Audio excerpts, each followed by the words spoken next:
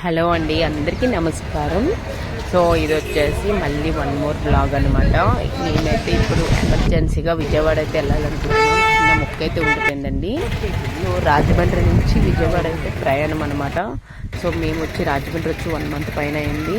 So ఈ 1 మంత్లో చాలా స్ట్రగుల్స్ ఫేస్ చేసాము.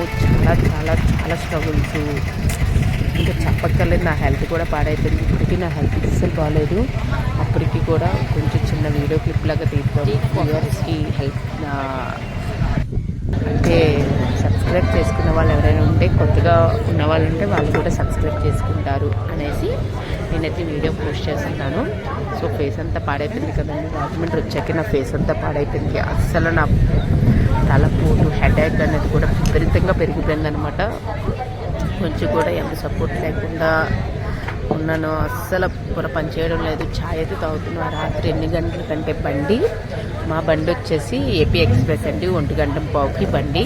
సో 12:40కి అయితే స్టేషన్కి అయితే రీచ్ అయిపోయాం. బండి అయితే ఆయన పార్క్లో వచ్చేసి 2 టీలు అయితే తీసుకొచ్చారు. ఈ రాజమండ్రి స్టేషన్కి ఎవరైనా వస్తే మాత్రం రాజమండ్రి స్టేషన్లో టీ అయితే తాగండి. 10 రూపీస్.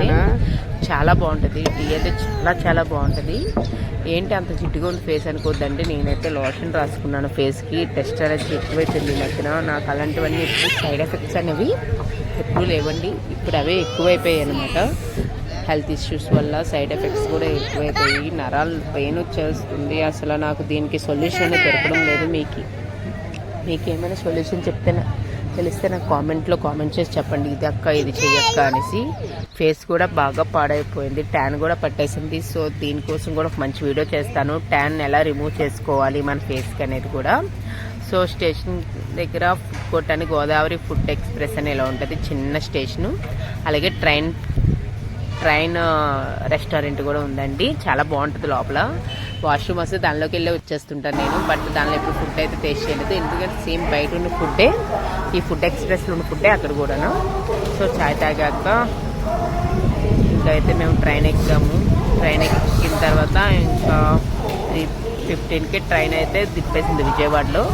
సో చూస్తారు, విజయవాడ స్టేషన్ అయితే దింపేసింది. సో ఏం చేస్తాం, ఇప్పుడు దుర్గమ్మ తల్లి గుడి దగ్గరికి వెళ్ళాలంటే భయం వేస్తుంది ఆయనకి. ఎందుకో మరి ఒక 4:30 అలా అవని వెళ్దామన్నారు. ఈ లోపు అయితే బాబుకి అయితే పక్కన సైడ్కి పడుకోబెట్టేసి నేనైతే చిన్న వీడియో క్లిప్ తీస్తున్నాను.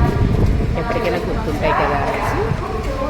సో దుప్పటి తేవడం మర్చిపోయానండి. చూసారు, ఇప్పుడు 3:30 అయిపోయింది టైము. సో ఇంకా బండి 20 నిమిషాలు ఉంచుతాడు కదా మనకి ఎప్పుడైనా సరే. విజయవాడ స్టేషన్లో 20 మినిట్స్ అనేది ట్రైన్ అయితే ఆగుతుంది. కానీ ప్యాసింజర్స్ మాత్రం స్పీడ్గా ఎక్కేస్తుంటారు, స్పీడ్గా దిగిపోతుంటారు. గాబరిగా కొంచెమైనా ఆలోచించారు. దిగేటప్పుడు ఎక్కేటప్పుడు కొంచెం జాగ్రత్తగా ఎక్కాలండి ట్రైన్ అనేది. అది చాలా డేంజరస్ ప్లేస్ అనమాట. బస్సు అయినా ఆగినప్పుడు ఎక్కితే కింద పడిపోతే మనుషులు ఎత్తారేమో, కానీ ట్రైన్కి అయితే ఆ చాయిస్ ఉండదు, ఆ ఛాన్స్ కూడా మన చేతిలో ఉండదు. సో కొంచెం కేర్ఫుల్గా ఉండాలి. సో నెక్స్ట్ అయితే నది దగ్గర స్నానాలు చేసేసి అమ్మవారి గుడికి అయితే వచ్చేసాము. దుర్గమ్మ తల్లి గుడికి అయితే చాలా మంది ఫొటోస్ షూట్ చేసుకుంటున్నారు, వెడ్డింగ్ షూట్స్ చేసుకుంటున్నారు, యానివర్సరీ అనేసి ఇలా అలా చాలా మంది షూట్ చేసుకుంటున్నారు. ఇంతమంది షూట్ చేసుకున్న తర్వాత మనం అయితే అసలు ఎలా ఉంటాము. సో మేము కూడా పిక్స్ అనేది దిగేసామన్నమాట. ఇదంతా షెడ్లా కట్టారు, ఎండాకాలం కదా. కింద మ్యాట్ కూడా వేశారు కాలుకొని ఉండడానికి. సో నా డ్రెస్ అయితే ఇదనమాట. ఇలా రెడీ అయిపోయాను. సో నది దగ్గర మొదటిసారి స్నానం చేశానండి, కృష్ణా నది దగ్గర. తెల్లవారుజామున 5 కల్లా మాది స్నానాలు అయితే కంప్లీట్ అయిపోయింది. ఇప్పుడు టైం వచ్చేసి 6:10 అవుతుంది అనమాట. 6:10 కూడా కాదండి, 6:05 అవుతుంది. సో చాలా ఫాస్ట్గా పనులు ముగించేసుకున్నాం మేమైతే.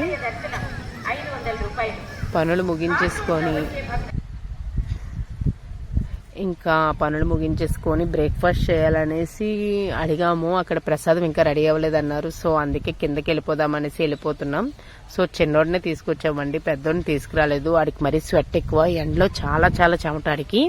చిన్నోడు కొంచెమైనా హ్యాండిల్ చేయగలం, కానీ పెద్దోడికి అస్సలు హ్యాండిల్ చేయడం, పరిగెట్టి పారిపోతుంటాడు. అందుకే ఏం చేస్తాము, అమ్మ దగ్గర ఉంచేశాను. అమ్మాళ్ళింటికి అయితే తీసుకెళ్ళి అమ్మాళ్ళింట్లో ఉంచేసాను ఆడికి. సో నెక్స్ట్ వచ్చేసి వాడికైతే చిన్నది ఇది కొన్నాను. బట్ ఆడు ఎరగొట్టి పడేశాడండి. ఇది కూడా ఈ బెలూన్స్ ఊదేది. మేము చిన్నప్పుడైతే ఒక డబ్బాలో సర్ఫ్ నీళ్ళు వేసేసి కొబ్బరి బొండం స్టాల్ ఉంటాయి కదా, దాంతో ఊదేదాన్ని అనమాట.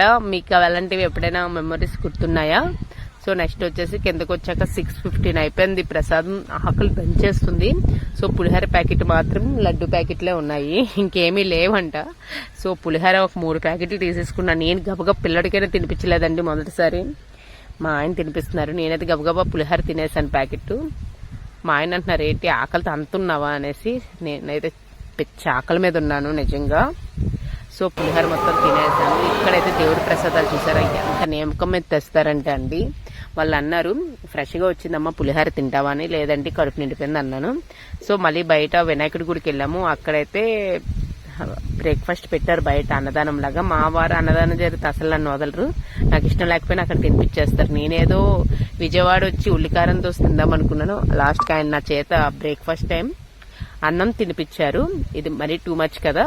సో నెక్స్ట్ అయితే ఇంకా స్టేషన్కి వచ్చేసాము. 7:30 అయింది స్టేషన్కి వచ్చామండి. 7:30 7:45 అయింది అనమాట, 7:45 స్టేషన్కి వచ్చేసాం.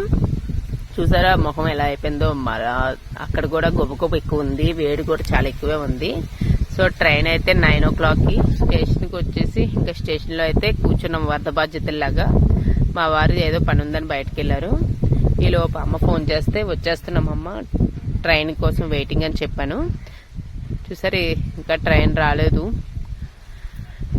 ట్రైన్ కోసం చాలా వెయిటింగ్. మా వాడైతే ఫుల్ ఎంజాయ్ చేస్తున్నాడు. నైట్ సరిగా పడుకోలేదు, 3:30కి లేచిపోయాడు, అంతా చేశాడు పాపం. అస్సలు పడుకోలేదు నా చిన్నోడైతే. సో ట్రైన్ ఎక్కాక మాత్రం మంచి నిద్ర వేసాడండి. ఇగో నా చిన్నోడు ఫుల్ ఎనర్జెటిక్ అనమాట, ఎక్కడ పెంకు ఉండదు. అదే మా పెద్దోడికి నిద్ర వస్తే మాత్రం నేను ఆపలేను, ఎక్కడైనా పడిపోతాడు నా మీద. అదే చిన్నోడికైతే నేను హ్యాండిల్ చేయగలను, ఎందుకంటే లేపితే లెగిసిపోతాడు. వాడైతే లెగడు నా పెద్ద కొడుకు. సో ఇదేనండి ఈరోజు వీడియో వచ్చేసి. మేమైతే విజయవాడ వెళ్ళి అమ్మ దర్శనం చేసుకొని వచ్చాము. ఇక్కడైనా మాకు అంతా హ్యాపీగా మంచిగా ఉండాలనేసి, ఇంకే స్ట్రగుల్స్ ఉండకూడదు, ఆయన తల మీద ఎటువంటివి ఉండకూడదు. ఈ మధ్యన ఆయన మీద కొన్ని దుష్టశక్తి ప్రభావాలు కూడా ఎక్కువ చూపిస్తున్నారు. ఏదో చేస్తున్నట్టున్నారు వెనక, మాకు పడని వాళ్ళు ఏదో చేస్తున్నట్టున్నారు. వాళ్ళు కూడా వాళ్ళకి అవి తిరిగి కొట్టాలని కోరుకుంటున్నాను. Bye bye.